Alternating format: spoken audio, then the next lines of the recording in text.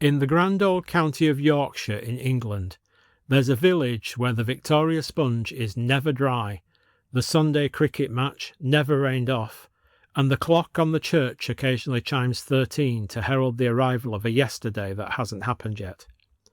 Join me, your storyteller, as we take a walk through Wychbeck. Sunlight shines through the windows of the village hall, casting a golden glow over a table full of cakes, buns, and cucumber sandwiches. At its heart sits a gleaming copper kettle that fills the room with the aroma of tea. The weekly meeting of the Copper Kettle Club is in full flow, a haven where Wychbeck's women meet to exchange recipes, gossip, and plans for the village. Lady Wilhelmina Stride stands at the head of the table. She clinks a teaspoon against a teacup, and the chattering voices start to settle. Ladies, she begins. Are we agreed? Show of hands, please. The majority raise their hands. Motion carried, Wilhelmina announces. Mrs. Gawthorpe, please record in the minutes that judging in the baking competition will take place at 3 p.m. on the 14th. Recorded, my dear, Mrs. Gawthorpe says. Now, current projections indicate a 92% probability of a heatwave on that date. Threat to the icing and cream, severe. Recommendation, hire specialist refrigeration units. Every head in the room turns towards her. Wilhelmina blinks several times.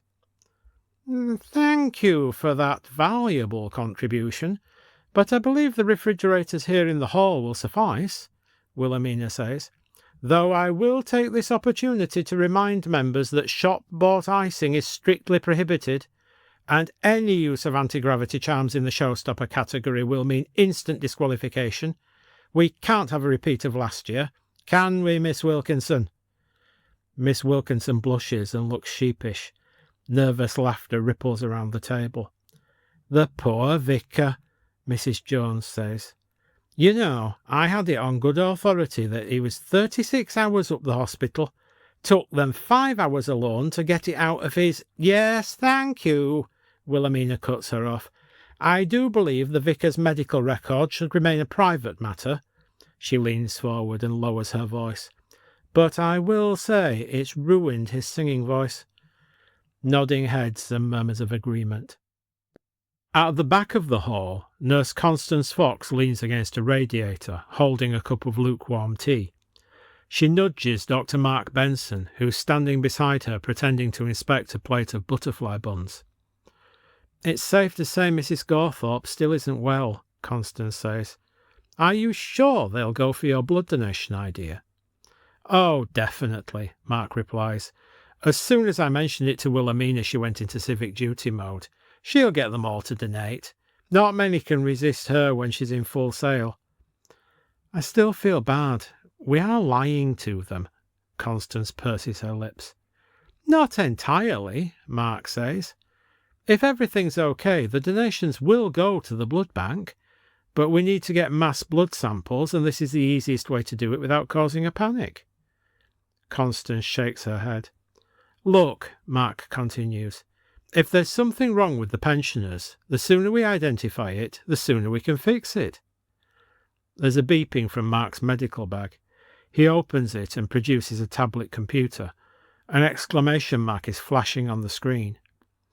What's that? Constance asks. I had Danny Miller knock it up. It's a detector.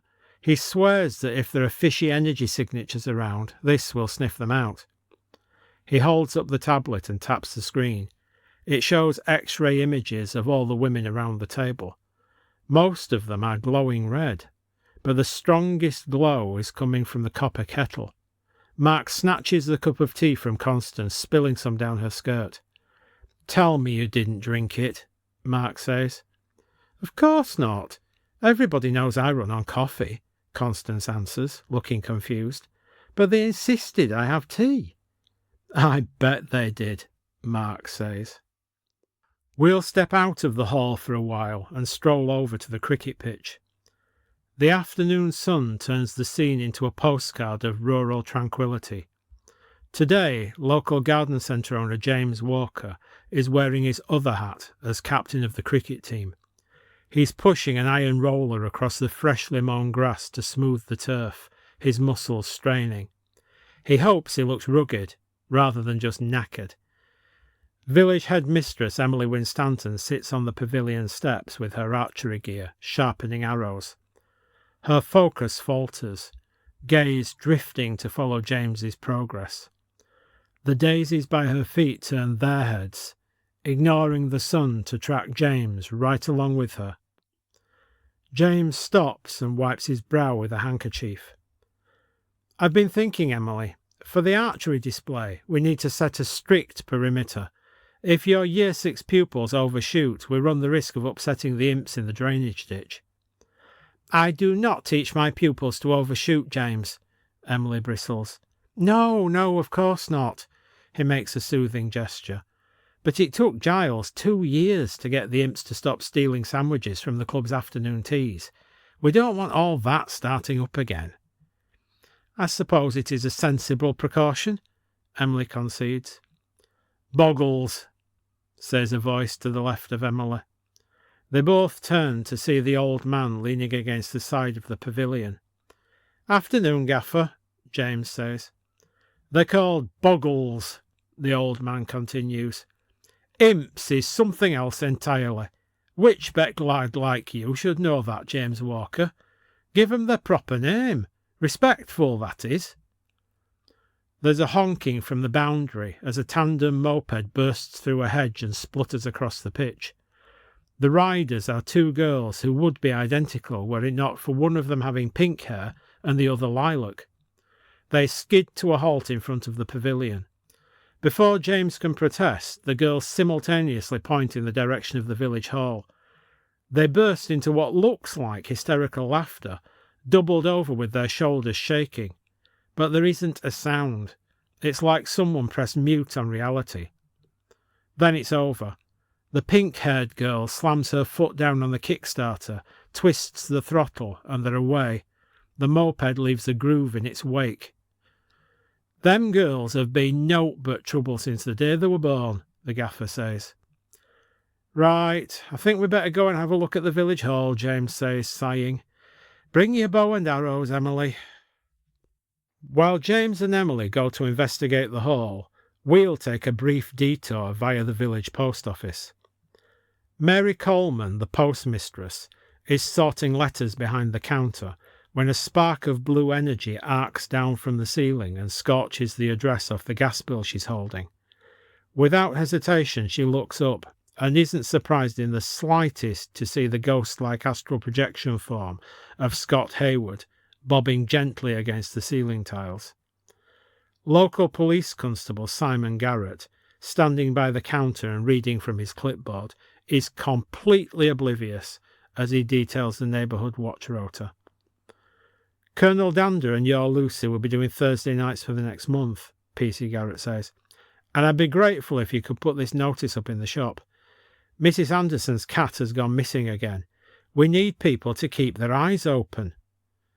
Mary taps her pen on the glass partition, raises her hand, extends a finger towards the ceiling, and waits for Garrett's gaze to follow her arm upwards. Afternoon, Scott says, the blue glow of his astral body illuminating the faces of Mary and Garrett. Don't mind me. I should be halfway to New York by now, but something keeps dragging me back to the village. Flipping inconvenient, I'll tell you. Mr. Hayward, I've warned you about this sort of thing before, PC Garrett says, taking out his notebook. Loitering in a public building is a serious matter. I'm not loitering, Scott protests. I've got an article to write for my travel blog by Friday. Do you think I want to be stuck on a ceiling? I'll thank you to mind your tone when speaking to an officer of the law, PC Garrett says. Scott opens his mouth to reply, but the ground rumbles as a massive shockwave of energy ripples through the village.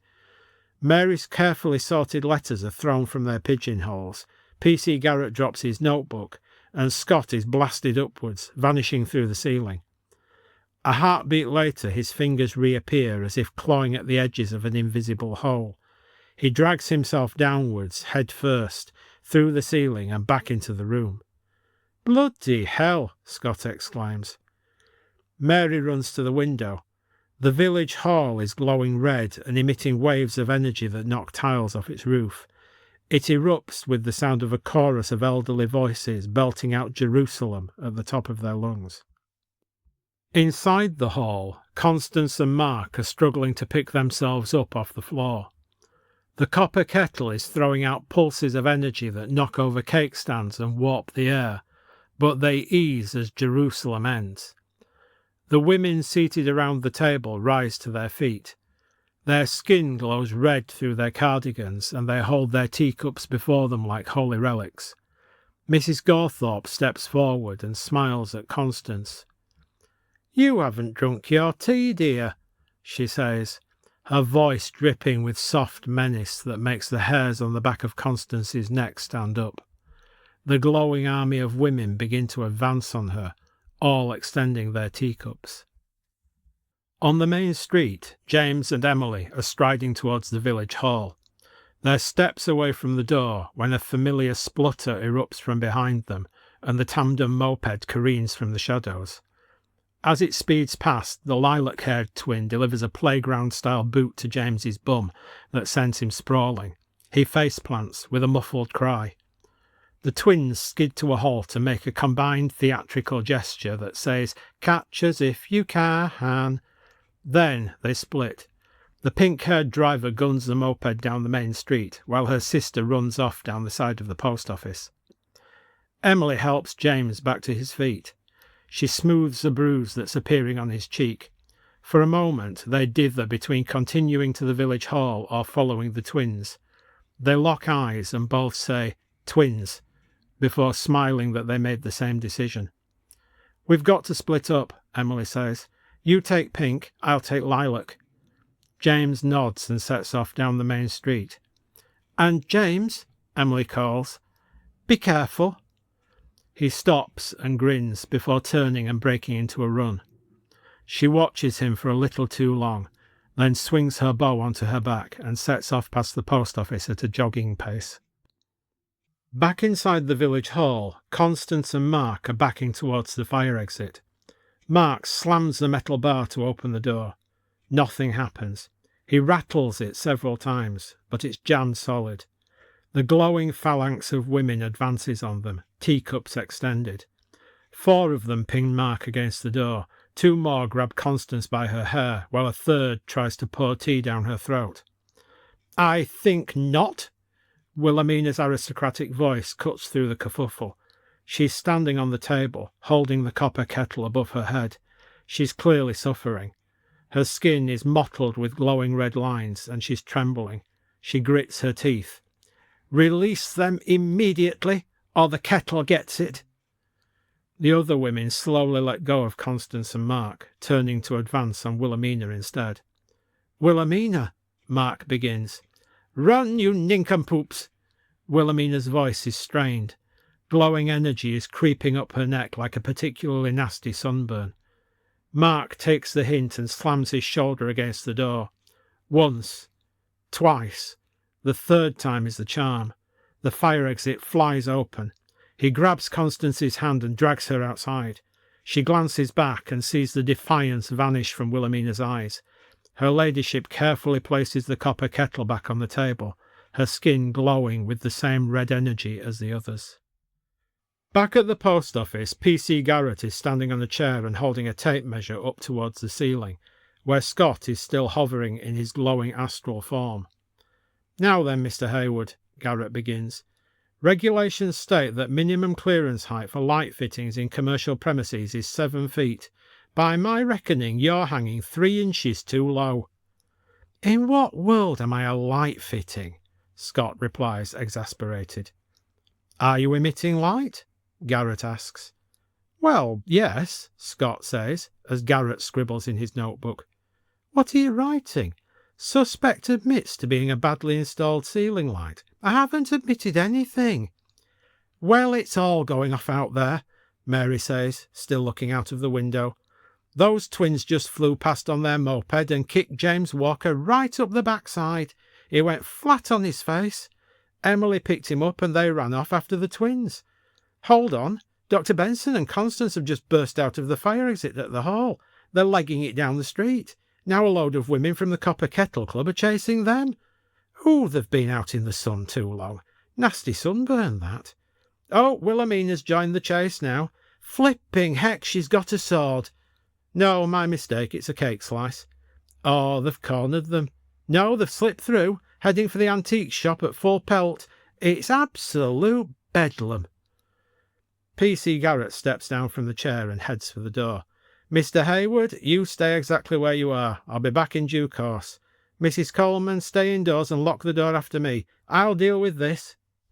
Over at the antique shop, everything is peaceful. The air is filled with the scent of old books and beeswax. Dust motes drift through shafts of light. William has just finished arranging a collection of Victorian chamber pots into a pyramid and steps back to admire his masterpiece. Gordon, the shop owner, walks past. He does a double take. I'm not entirely sure it's the sort of aesthetic we're looking for, William, Gordon says, but I applaud the creativity. The shop door bursts open with a clatter of chimes. Mark and Constance fly in, breathless. They slam the door shut, shove the bolts into place and flip the open sign to closed. Seconds later, fists batter against the door from outside. Lady Wilhelmina's glowing red face appears at the small window pane. Constance, my dear, she says, you must drink your tea. Don't let it go cold. What's happening now? Gordon asks, and more importantly, why is it happening at my front door? Any port in the storm? Constance says, with a shrug and a smile. Right, Gordon says with a sigh. William, Mark, let's get this bookcase against the door. Together they heave the bookcase across the shop floor and jam it in place just as the pane of glass shatters. The three men put their backs to it as vibrations shower them with books. There's a muffled chorus. Constance, it's just a lovely cuppa. Drink your tea. If they break this bookcase, they're buying it, Gordon says. Why do they want me? Constance asks. Well, what is actually going on? Gordon says. Constance and Mark recount all that's happened so far this afternoon. And they showed no interest in getting you to drink the tea, Mark? Gordon asks. None, but they did give me a plate of butterfly buns, Mark replies. I'm glad to hear all sense of hospitality was not abandoned, William says. Am I to understand that this Copper Kettle Club is a society for ladies? Constance nods. Then you have your answer, Miss Fox. Flipping aggressive recruitment drive, Constance says. I'd rather have a voucher for a free coffee. We need to fix this before it gets any worse, Mark says. It has to be the tea. It must be contaminated with something. Or the kettle, Gordon contributes. It's over 100 years old. Who knows what it could have picked up over that time? Or the water? William says. The others look at him. At the base of the hill that overlooks the village, the bubbling of a natural spring is being drowned out by mechanical whirring. James dashes into view a few seconds before Emily emerges round the curve of the hillside. Neither of them speak. They just stare at the scene before them. The twins are adjusting levers and wheels on a bizarre contraption. Spring water is being pumped through a network of clear tubes, first into a kitchen blender, where it spins through a slurry of wet sawdust and on past a row of decapitated heads of ceramic garden gnomes with glowing red eyes. Drips of blood from a vial with the name Mrs. Gawthorpe scribbled on the label, then mix with the water via an inlet valve, before the liquid exits into containers. Atop the whole thing is a swivelling blue robotic eye that blinks and turns to focus on James and Emily. What the heck? James begins. The twins are practically bursting with pride, bouncing on the balls of their feet. They gesture at the blinking robotic eye as if they're expecting a round of applause. James and Emily edge closer. She uses the tip of an arrow to prod the vial of blood. Don't touch the equipment, dear, a voice says from behind them. They turn to see Mrs. Gawthorpe, flanked by two other women. It's such an extraordinary machine, and the special water makes such lovely tea. Now, you will have a cup, won't you? While Emily ponders that question, we'll return to the antique shop, where 6 glowing grandmothers have brought a bench from the village green to use as a battering ram against Gordon's front door. Thud, thud, thud. They swing it back and forth with a regular rhythm. PC Garrett arrives on the scene and blows his whistle, which succeeds in dispersing the nearby pigeons. "Now, ladies, put the bench down," Garrett orders, "or I'll be forced to seek a noise abatement order."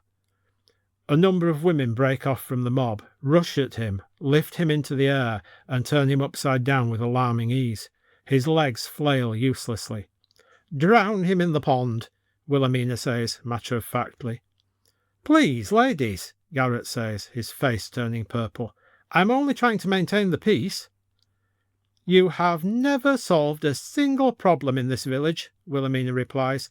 "All you do is faff about." "Matter of opinion," Garrett sniffs, as the ladies set off to march towards the pond. "Think of your council tax. If you murder an officer of the law, they'll call for a massive increase in police funding." The procession comes to a dead stop. The women consult in hushed voices.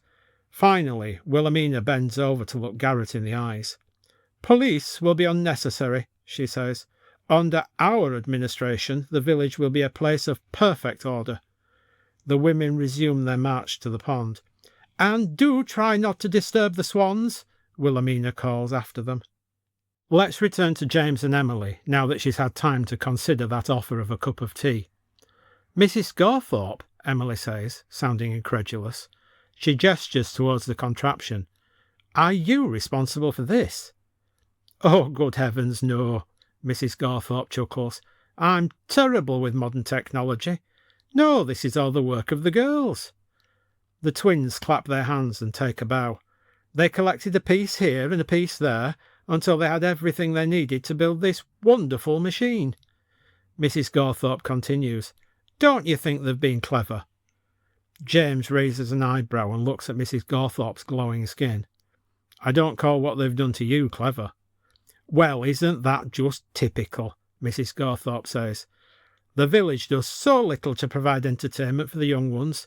Then, when they make fun for themselves, all you can do is criticise." "Enough is enough," Emily says. "Playtime's over." She swings her bow from her shoulder and in one smooth motion knocks an arrow, draws the string to her cheek and lets fly. It hisses through the air towards the robotic eye on top of the contraption and hits dead centre. The entire machine throws a tantrum. The blender screeches and wet sawdust erupts from it. The row of ceramic gnome heads crumble to dust, and the vial of Mrs. Garthorpe's blood splatters. Tubing pops apart, spraying water everywhere. Then the whole thing collapses in on itself. The change is immediate. The red glow fades from the skins of Mrs. Garthorpe and her 2 friends. They look round in bewilderment. "Winifred?" Mrs. Garthorpe says to the woman next to her. "What are we doing here? Have we missed the Victoria Sponge?" The twins, meanwhile, look like children who've had their sandcastle kicked in. They spare a moment to look at the wreckage and then jump onto their moped. The pink-haired one kicks the starter and they splutter off. The lilac-haired twin looks over her shoulder and waves. Emily knocks another arrow to her bowstring and takes aim at their back tyre, but she pauses, then lowers her bow. "I think it was just a game to them," she says.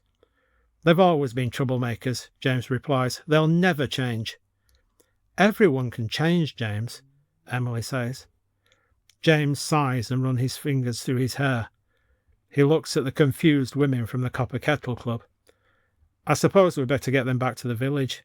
"That was an excellent shot, by the way," James says. "At that range, it was child's play," Emily smiles. We too will return to the village, where things are coming to a head. Very literally for PC Garrett, as his is currently submerged in the village pond. Held completely upside down by the women, with his upper body beneath the surface, a steady stream of bubbles indicates his profound disapproval of the situation. At the same time, the other women are still battering the door of the antique shop with the bench. Then, thanks to Emily's destruction of the contraption, everything changes. The 6 glowing grandmothers wielding the bench simply drop it, right on Mrs. Anderson's foot as it happens. She gives a yelp and curses. The other group of women abruptly let go of PC Garrett. He momentarily disappears under the water, but then bobs back to the surface. The uncanny glow fades from the skins of the women, leaving them standing in the afternoon sunshine with confused expressions. The door of the antique shop creaks open. Mark, Constance, Gordon and William cautiously edge outside. Spotting PC Garrett floating in the pond, Mark and Constance race over, wade in and haul the spluttering constable out of the water. Gordon and William bring chairs from the shop to allow the disorientated ladies to sit down and rest. "What's that absolute buffoon Garrett doing in the pond?" Wilhelmina says, clearly returning to her senses. "Has he no respect for the swans?" She stands, intending to give Garrett a piece of her mind, but sways with dizziness and sits back down. Scott Hayward's astral form glides over her head, doing a joyful victory roll as he floats to the pond. "I'm free again," he says. "Whatever was holding me here has dissipated. I'm off to New York."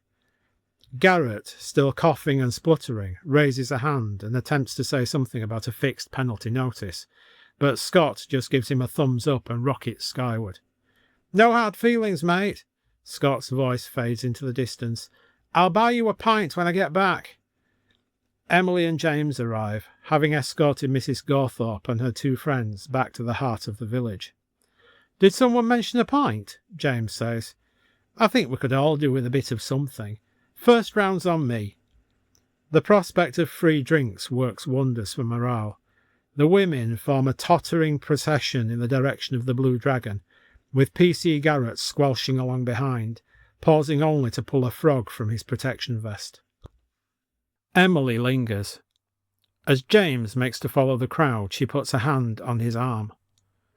"James," she begins, looking intently at her feet, "you weren't entirely useless today." James smiles. "You weren't a total waste of space either." "The thing is," Emily continues, "I've got quite used to having you around during these little scrapes we keep getting into." "Really?" James says. "Well, you know," Emily continues with a playful smirk as she glances up and back down, "it saves me having to drag someone else around when I do the real work to save the day." "Oh, you cheeky mare," James says. "Now the village is safe again, we have absolutely no excuse to spend any more time together. I think I could cope with having you around more, even when there isn't a crisis," Emily replies, meeting his gaze. "I could probably put up with you too," James says.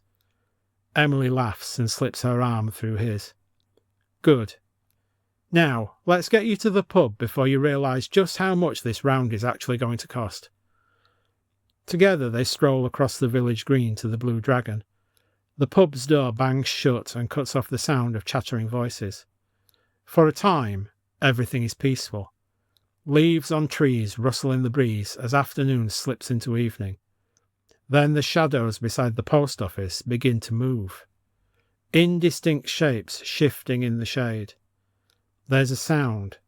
Clack, clack, clack. Like chattering teeth. The present crisis might be over, but the next one, it's just over the horizon. It's time for us to leave for now, but it won't be too long before we return. Join me then, and we'll take another walk through Wychbeck.